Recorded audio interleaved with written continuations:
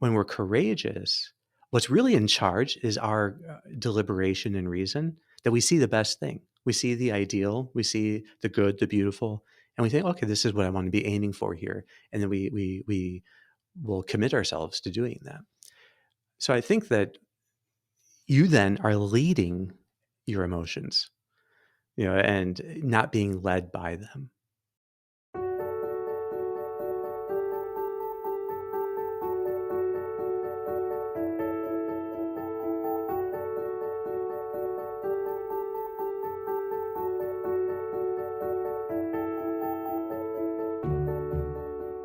Hey, this is Sharif here with another episode of the Golden Hour, joined by Dr. Kevin Majors. Kevin, good to be back here with you again. Hey, Sharif, it is great to be back with you. Well, Kevin, I thought in this episode we could discuss the virtue or the ideal of courage. And I thought it's very interesting because this is a virtue that's obviously been treated a lot in the tradition, like going back to the Greeks, I'm sure, and philosophy since then. But it's an ideal that I personally associate with something like battle or knights fighting each other or something. But that's not my reality. So, and that's probably not the reality for many people that who listen to the Golden Hour, is that their job involves sitting at a desk or going to meetings or dealing with people. So the question is, how is courage still relevant to people living in modern times, or how does a person in modern times live this ideal of courage? Yeah, that's a wonderful question, Sharif. And I do think that it is central to people thriving in the challenges today, because courage is particularly about how we relate to challenge as challenge. So, that to the extent that something is difficult for us to live, we need courage to live it. So, looking forward to difficulty in an upcoming task, or looking forward to engaging a difficulty in a positive way, that is really the essential aspect of courage. So it does have it has its parts, like, like any kind of virtue, but the sense of being committed, like to doing the right thing in a certain task or setting, which means then welcoming the difficulty that comes, and being willing to let it be difficult. I think that those are that's the essence of what it means to be courageous. So as long as there are challenges in life, we need courage to meet them. Okay, can you distinguish then? Courage is often described as being about fear. I think oftentimes these ideals or virtues have an emotion that they're related to or moderating. So how does it relate then to fear or to challenge? Or does all challenge can provoke a kind of fear response in you? So it's just looking at it different ways, or how would you think about courage and challenge or versus courage and fear? Yeah, so courage presupposes then that there is some kind of difficulty that you have to be vigorous in meeting. So fear would mean that you vigorously run from it. So you use all that you can to get away from it. Daring is actually the passion about approaching it. So some people have too much daring, and so they become reckless. And true courage or fortitude moderates daring, so that even though you feel like, yeah, you could just, heedless of all danger, run into something, that in fact you do the reasonable thing. But that is less Aquinas says that challenges on their own tend to moderate daring, but they don't on their own tend to moderate fear. So the desire to run from them on their own, they kind of increase fear. So that's why it's more, especially the thing of courage or fortitude, to be able to withstand that fear and to moderate it. So fear then is welcomed and thereby moderated. Uh, Daring on its own, I guess you could say, is welcomed, and then also made sure it doesn't go too far. So that there is a kind of mean there between fear and daring, to do to follow what is the path of reason. Okay. Now, a related question is that oftentimes I'll face in work a challenge that doesn't seem to involve fear. Like, okay, I have to enter all these things in manually, and it's going to be an hour of very rote work. So that's challenge. It might make me frustrated or bored or something like that, but it wouldn't necessarily provoke fear. So do I need courage for that? Is that, would you say, wow, that was really courageous, you just taking on that rote task and pushing through? Doesn't seem exactly how I would use the word courage, but would that fit under your definition? Well, you could ask, what would be the qualities in you that that task would be testing? Because courage is you going out to meet the test. So if there's any motto that we would give courage, I think it's the saying, bring it on, the more the better. So if you could look at that task and say, to some aspect of it, bring it on, the more the better. Maybe it's the complexity itself. Maybe it's the roteness. Maybe there's something in you that you would have to be moderating. But again, courage is the ideal that governs challenge as challenge. And so if you can be welcoming something with with a heart, like with your heart in it, that's actually what courage does. It lets you put your heart into the challenge. That's the and courage to put the heart into it. So yeah, I would think that in fact that is a good example of an ordinary circumstance that it does actually require a kind of courage. Now, you could work in a way that you just are hoping to avoid the difficulties, but that wouldn't be a courageous way of working. It's not trying to avoid difficulty that makes us courageous, right? It's going to meet it. So as long as you had that sense going in that I'm going to grab the bull by the horns right here. I'm going to really get into this, and I'm going to go to the hardest part first. There is a kind of courage that comes in putting the hardest thing first.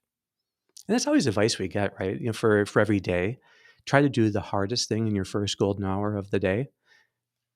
I think that's precisely why you want to have a sense of courage.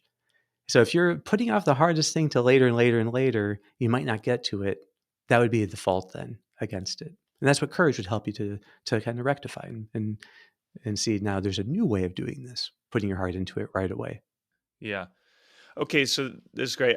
Maybe we could get in a little bit more into this thing of courage and physical thing. I think that's still my my image of it is fighting or something, going into war, and so one dimension of that is, or maybe in sports or something. Like I played rugby for a little bit, and you definitely need a lot of courage to go up and try to tackle someone who's bigger than you or something.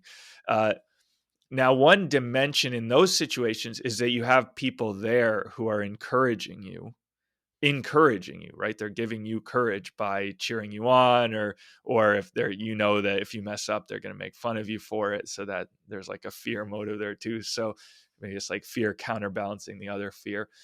But it's much different for someone who's working at a desk where there's no one there to kind of encourage them. So it's just these small struggles throughout the day where it's just them and the challenge, them and the task, and nobody's going to know really if they don't act courageously in that task. So what advice would you give to someone in that situation? How do they, encourage themselves, practically speaking, to engage these challenges when they're just sitting at their desk? hmm Well, first, I would agree that the prime case of courage, according to Aristotle in the Peripatetics, is sudden death in battle. So yes, that is, and so there's all these elements that it's as you're attacking, right? The danger of death as you're attacking in battle. And so that's why for Aristotle, courage also makes use of anger as an instrument, so that you can be you can use anger in the moment to help you in the act of aggression.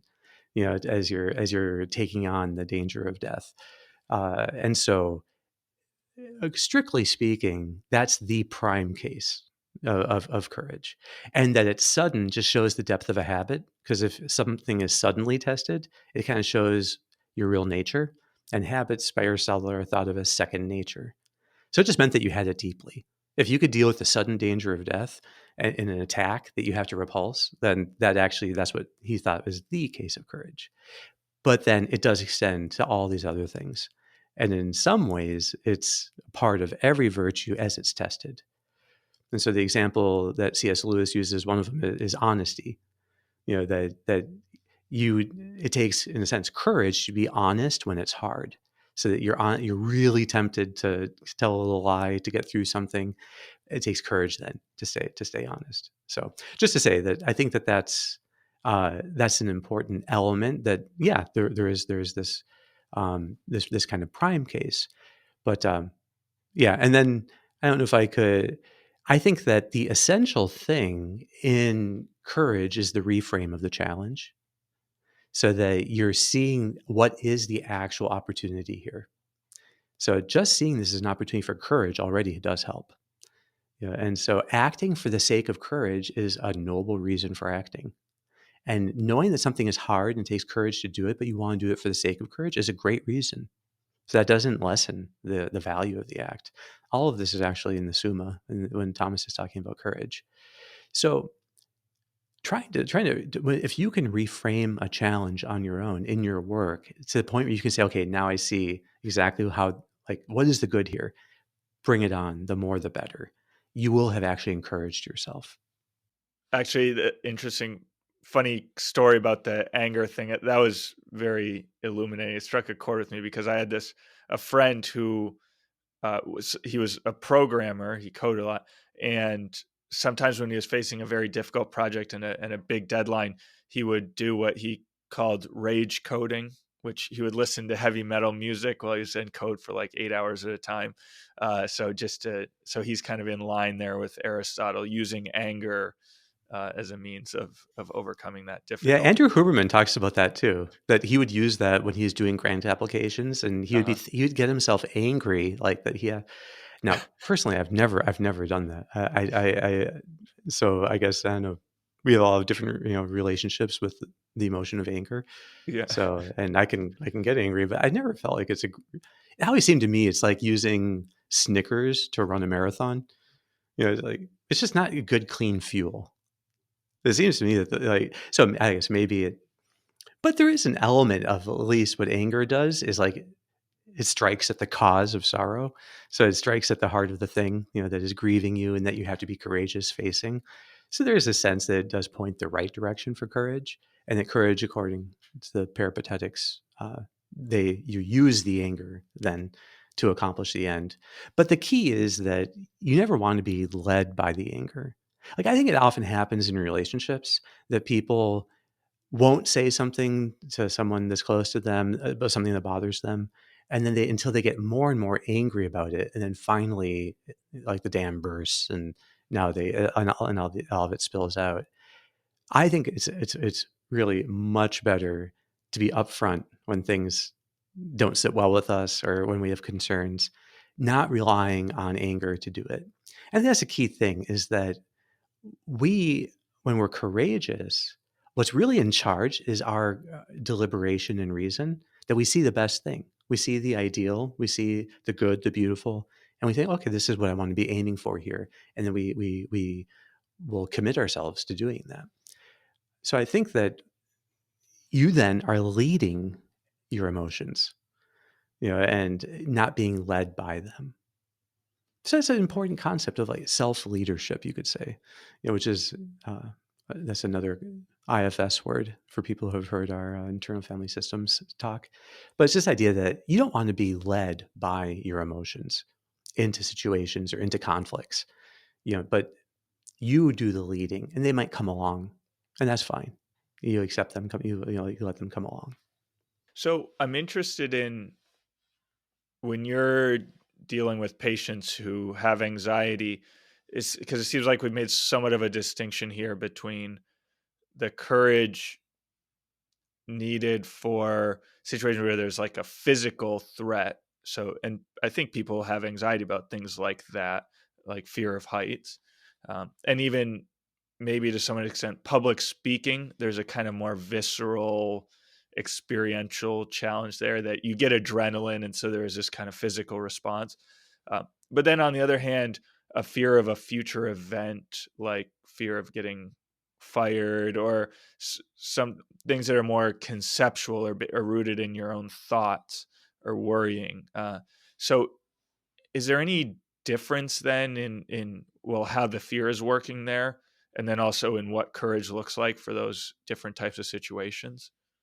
Yeah, I think this gets into that courage it has 3 phases, I would say. So there's essentially before, during, and after. So beforehand, courage looks like commitment or determination. During, courage looks like endurance of whatever is going against you, the pain, the anxiety, whatever it might be. And then afterwards, courage is the habituating of what you're afraid of. So you're less afraid of it the next time. And that's confidence.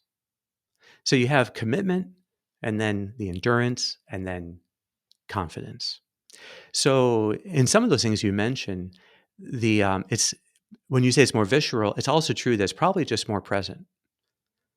So, but if you were worrying about, let's say, and I have patients who come to me because they know that they'll be attending a board meeting on the 20th floor with big windows, and they're scared of heights, and so this is an issue for them. So already, it's in their mind as a worry, and so now they're worrying about it.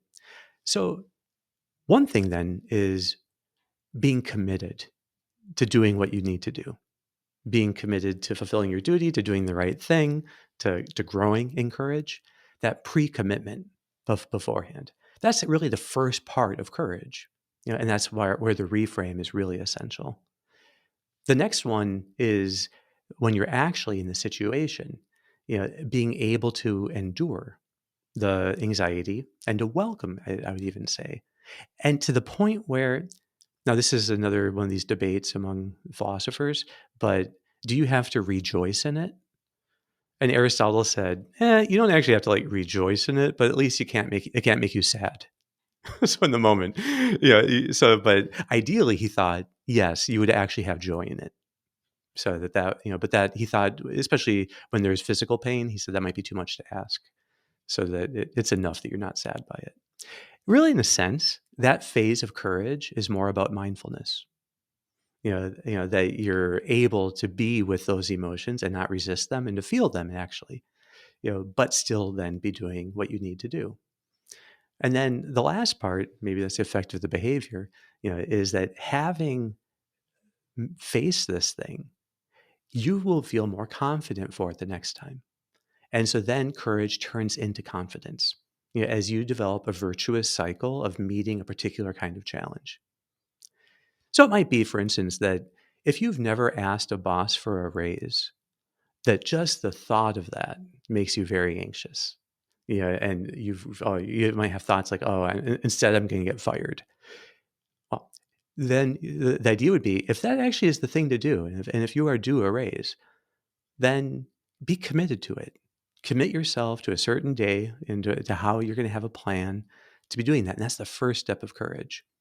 And then in the moment, it's like to be understanding it's going to feel awkward and it's going to, but maybe you've rehearsed it even beforehand so that in the moment you're able to endure the anxiety while asking for the raise.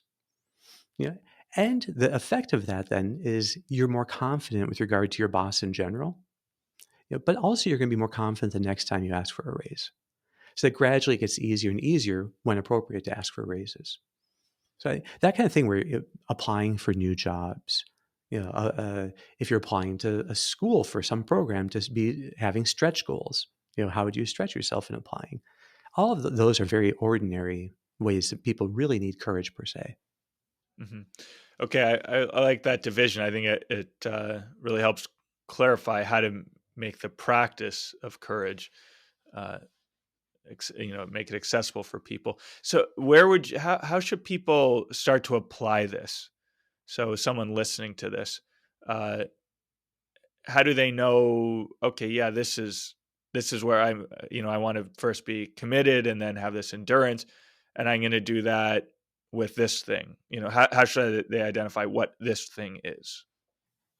Maybe it's good that people think about if they had no fear whatsoever, which by the way, courage doesn't presuppose no fear, I think. It takes into account that there will be fear.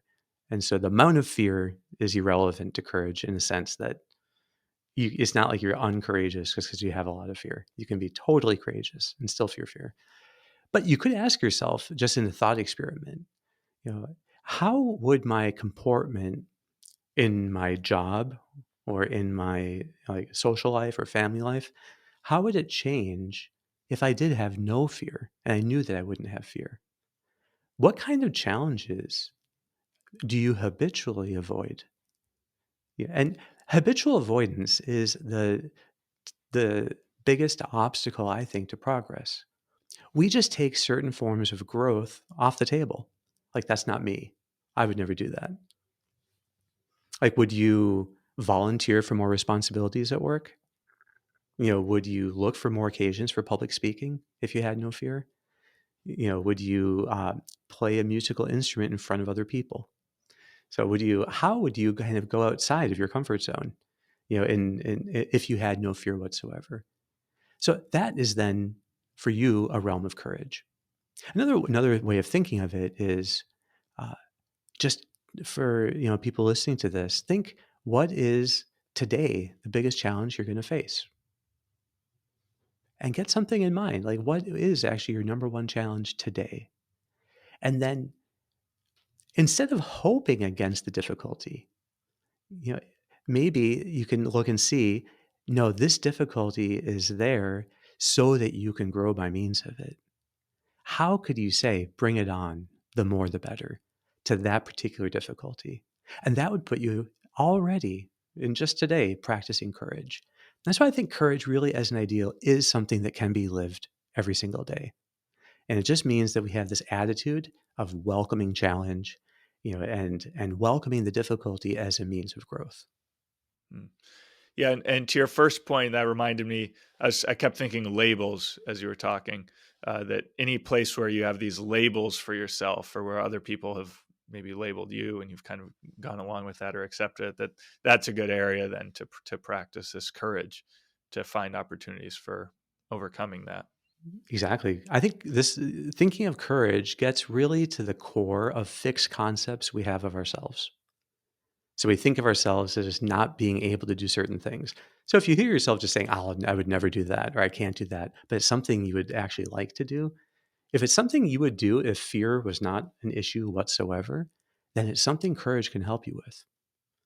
So your very fears can be, in a way, a guiding light for your courage. And it can show you then, ways that you could grow. And then you just want to start small and practice and build it up.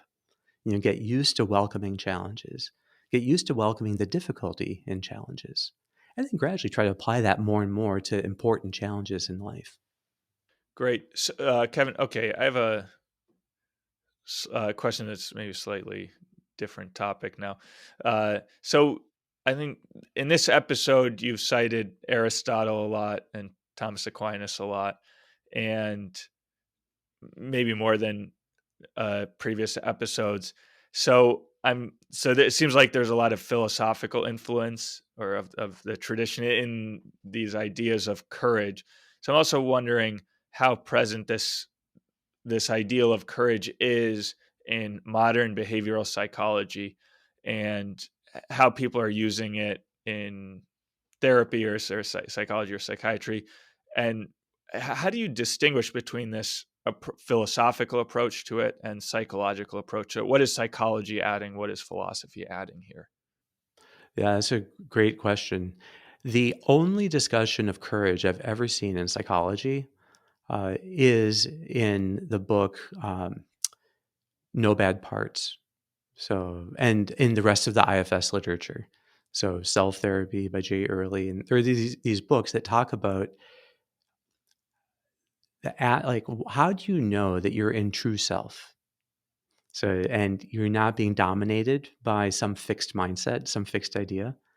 And they talk about things like you have a sense of clarity, sense of curiosity, sense of compassion, constancy, courage is one of those two, connectedness. So all these C concepts. So, and that's the, and Richard Schwartz talks about this as that we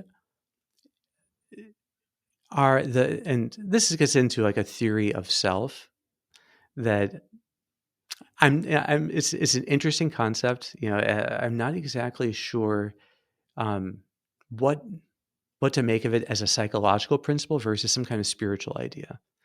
But the idea is that these qualities come naturally to the true self, and they really cannot be done by parts. So parts don't do them. So just getting yourself to a point where you're curious about something is a grounding exercise so that you get unfused from your psychological parts. So from the warrior, from the firefighter, whatever it might be, the critic. So that you get grounded. So encourage, he thought, is one of those two. And he sees it very much as I've discussed it here, as the willingness to embrace challenge, to do the right thing. So that is interesting. It is completely absent in the rest of cognitive behavioral therapy that I've seen. So I certainly haven't read every book out there, so I'm happy to see that probably there will be some, but it's not a common concept. Philosophically, I think in more martial societies where warfare was a fact of life, I think that courage was much more present as a sign of flourishing. So just the idea that it was, and maybe you see this in honor cultures, but in honor cultures, there's a sense like I will not be a coward or I won't be, and so it's really incumbent then on the people to be courageous and to stand up to challenge to threats. So maybe there's just like in a modern society where that's less of an issue, we hear therefore less talk about it. But you would argue that it's still very important. That's the argument you're making this I whole think so, episode. and I think that when I think of like what we talk about in optimal work, in a way, everything we talk about is a psychology of challenge. So the psychology of embracing challenges. So really, to me, the essence of optimal work's approach is courage. So it's this ability to um, to commit yourself, and to shape yourself through that commitment over time. So to stretch yourself according to your highest ideals until you are really living those ideals in every area of life, in work and the rest of life. And I think to do that, you have to be able to say, bring it on, the more the better. Well, Kevin, I just have one last question for you. Uh, so with challenge, so we always talk about not just challenging yourself, but challenging yourself according to your highest ideals.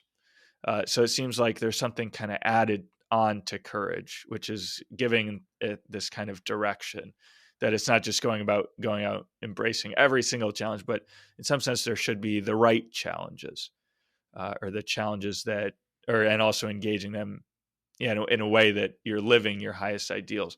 So I wonder if you could just speak to, is that the best way to put it, or is there something related to the concept of courage that helps you see, what's the right challenge? Yeah. So what courage essentially does in Aristotle is it protects reason so that so you can, with prudence, see the true good and with justice set to carry it out in life and then not be taken off course by fear. So, and then temperance, not be taken off course by pleasure. So, it's this idea of right reason in action. That that's the general theme of the virtuous living. And what courage does is it particularly takes the aspect of challenge and says that you maintain right reason, which is being deliberate, but also for the right ends, and you live that even when it's tough. So, in the way we formulate things in optimal work, it's to be able to embrace challenges in living your highest ideals. And that is essentially where all of right reason comes in. So, when we talk about living ideals, we're talking about what is truly makes for flourishing, and so the ideals can't be misused. So to be really truly living them is to start to live all of them, and so courage protects that process of growing in virtue from fear, which is actually probably the biggest challenge to it. Okay. All right, Kevin. Well, I think that's a good note for us to end on here. We're basically over time. So Sharif, all right, well, thank you. Great questions. Okay. Thanks so much for being on. We'll Yeah. we'll be back next week.